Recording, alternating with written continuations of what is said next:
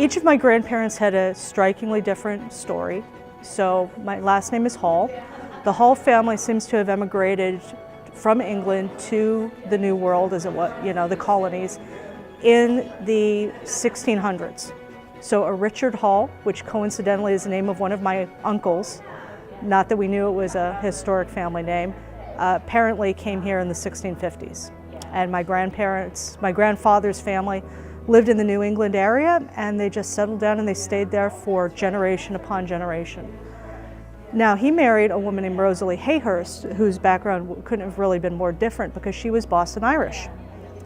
And her family had the classic late 19th century, a little bit after the potato famine, but not long after the potato famine. It was a bit more the 1860s than the 1840s.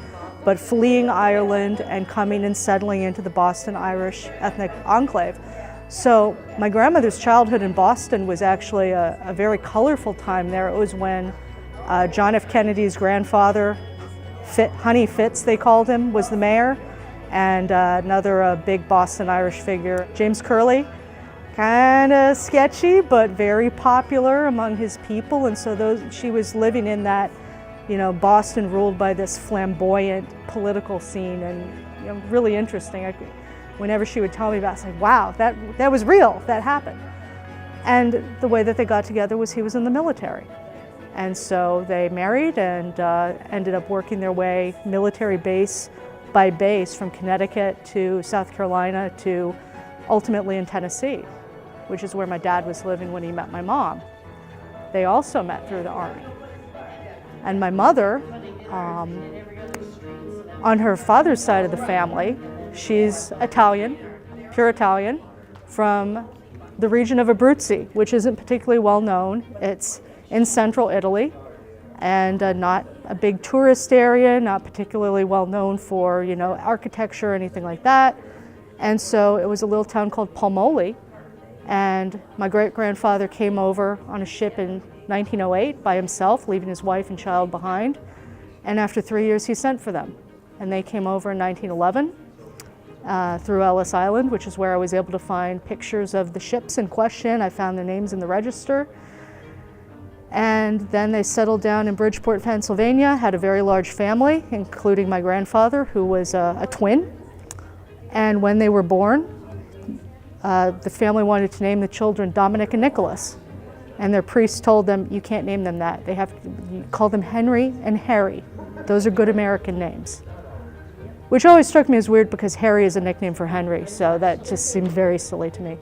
But they were baptized Dominic and Nicholas. And so my grandfather, he didn't speak English until he went to kindergarten, and but he was called Harry by his family. And it was only after World War II when he decided, for reasons that were never fully explained, that he just was abandoning Pennsylvania, leaving his whole family behind, and relocating to San Jose, California. He started going by Dominic and was called Dominic until the day he died, named his son Dominic.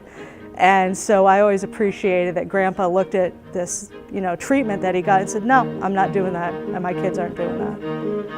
And so the woman he married was actually from an old California family. My grandmother's maiden name was Shirley Martinez, and her father's side of the family seems to have got roots back to Chile in the 1880s. She was a fourth-generation Californian on her mother's side of the family, who were pioneers who got mixed up with the early Mormon church. And so we have extensive genealogy records. So for me to exist, it's this whole improbable chain of Italian immigrants, Irish immigrants, colonial New Englanders, colonial Spanish, a family who somehow got, through the whole course of